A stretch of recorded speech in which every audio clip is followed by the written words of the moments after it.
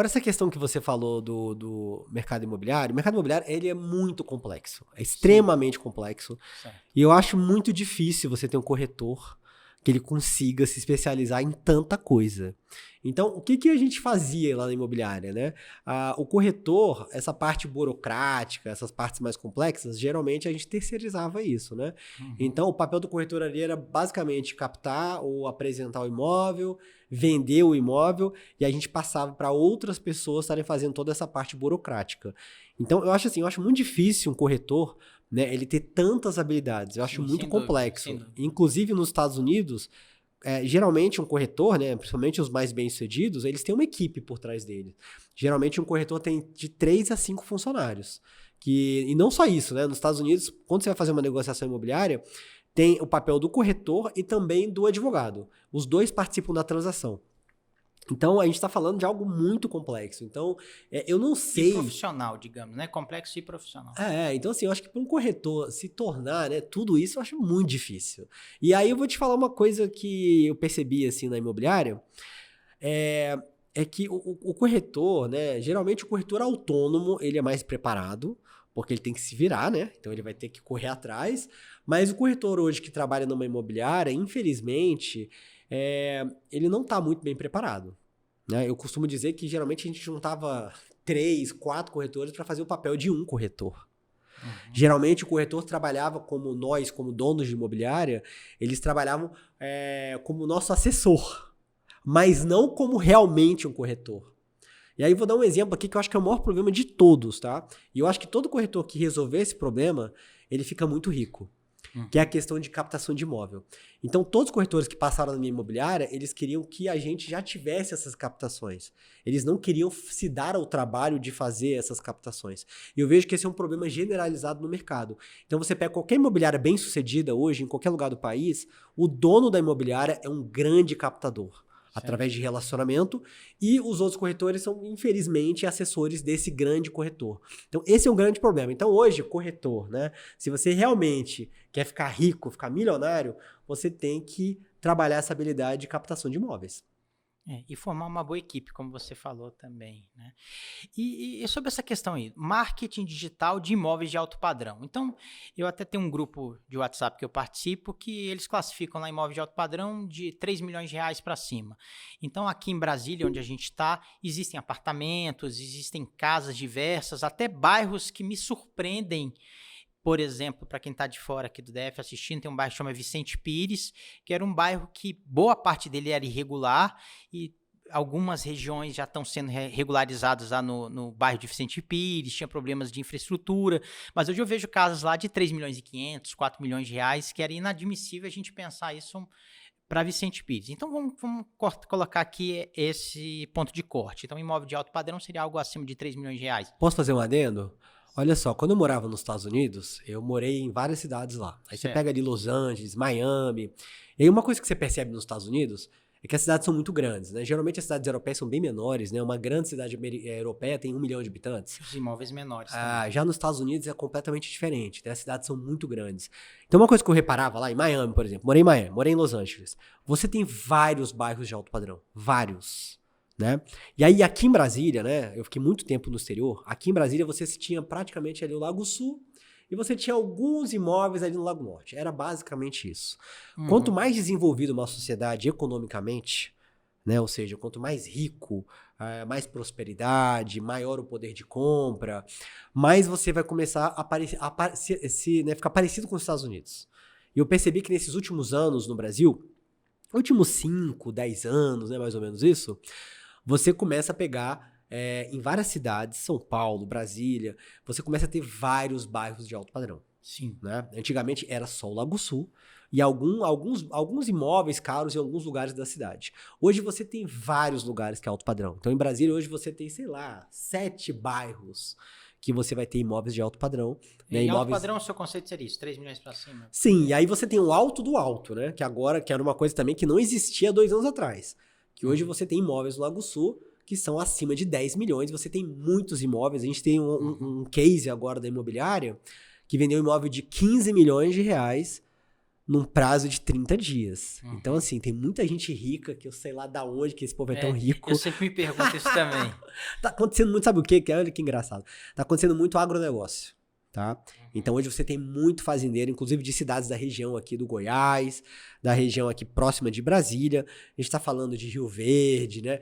Várias cidades aí que as pessoas às vezes não têm a menor ideia, mas tem gente riquíssima que chegam aqui em Brasília e compram, sei lá, à vista um imóvel de 15 milhões de reais. Certo. Então tem esse alto padrão e tem hoje o alto padrão também. Tá, a gente falou de captação, mas vamos dizer, aquele corretor que já está bem relacionado, já captou seus imóveis, aí então como se fala nos Estados Unidos também, a pergunta é de $1 milhão.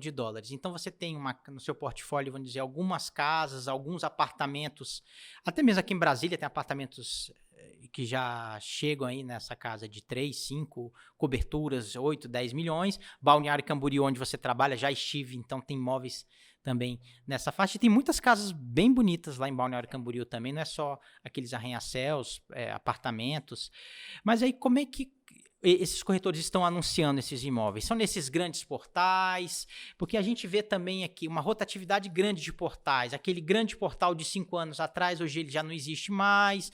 E eu ouço também, eu sou corretor de imóveis, vale a pena dizer, corretor de imóveis há mais de 10 anos. Então eu ouço muito corretores falando que esses portais já não estão dando mais retorno, que o retorno é então você fazer campanhas no Instagram, campanhas no Facebook, campanhas até mesmo no TikTok, que foi algo que eu resisti muito de entrar, mas hoje eu participo também, mas nunca tive nenhum contato comercial relevante por lá. Então como se vende, Roberto? Como é que você vai divulgar uma casa, um apartamento, seja aqui em Brasília ou nessas grandes cidades brasileiras? Eu acho que o problema hoje do mercado, e não só hoje, até um bom tempo já, é que o mercado é extremamente confuso.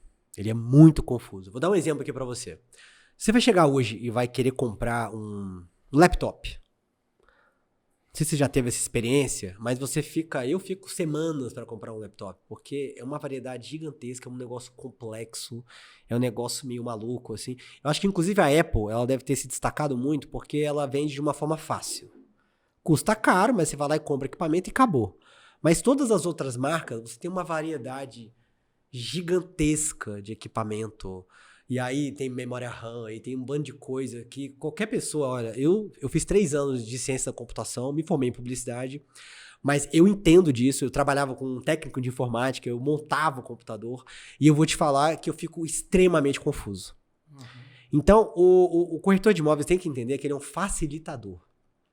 A pessoa entra hoje nos portais, ela fica completamente perdida. Completamente perdida. É um negócio completamente maluco. Os portais são extremamente mal feitos, confusos. Vou dar um exemplo de uma coisa completamente sem pé nem cabeça que eles fazem, que você paga para dar destaque no imóvel. Sim. Então, vou dar um exemplo. Eu tô interessado em comprar uma casa no Lago Sul, na QI 5, tá? Que tem 4 quartos, 4 suítes e uma piscina. Aí eu chego no portal e coloco essas informações específicas do que eu quero. Eu chego no portal, vai ter 20 destaques de casas que não tem absolutamente nada a ver com o que eu quero. Então, eu acredito que o cliente hoje ele é muito confuso. Ele acha que ele está sendo enganado, ele acha que ele está pagando mais caro. Então, o corretor, o principal papel dele, na minha opinião, é de ser esse facilitador. Então, qual é, né, a plataforma que funciona? Na minha opinião, nenhuma plataforma funciona. Eu acredito que o papel do corretor hoje de captação é captar pessoas. Então, quando você tem várias estratégias para captar pessoas. Você pode criar um evento, né? Você pode criar um evento online, você pode produzir conteúdo, né? Você pode fazer um e-book, você pode ter uma landing page, uma página de vendas online. Existem inúmeras estratégias, tá? E dessas estratégias, o seu objetivo é você conhecer pessoas que querem comprar um imóvel. Quando você conhece essa pessoa, você tem que estreitar essa relação, né, tomando um café com essa pessoa, se tornando um amigo, né, convidando ela para ir para outros lugares, né? Pra você ter uma noção, existe um dado no mercado que 67% das captações elas caem por falta de relacionamento. Então você tem que criar estratégias para você conhecer pessoas que querem comprar imóvel. A partir do momento que você criou essa relação, aí você começa a ir atrás de um imóvel para essa pessoa, né? Existe aqueles dois papéis. Nos Estados Unidos isso é muito comum, né? Você tem a pessoa que quer comprar e você tem a pessoa que quer vender. Né? Aí tem muitas pessoas nos Estados Unidos que falam que nos Estados Unidos isso é mais fácil, porque você consegue exclusividade, coloca num sistema chamado MLS, né? E aí você oferece esse produto para todos os corretores. Então, o papel do americano é captar imóveis, né? Então, ele coloca lá os imóveis na carteira dele, vão aparecendo pessoas, né? E aí ele vai vendendo os imóveis. Legal. Agora, existe o lado de lá, que é o corretor, que arruma alguém que quer comprar o imóvel, tá? Então, primeiro a gente tem que entender isso, né? Você tem que captar uma pessoa que quer comprar e uma pessoa que quer vender.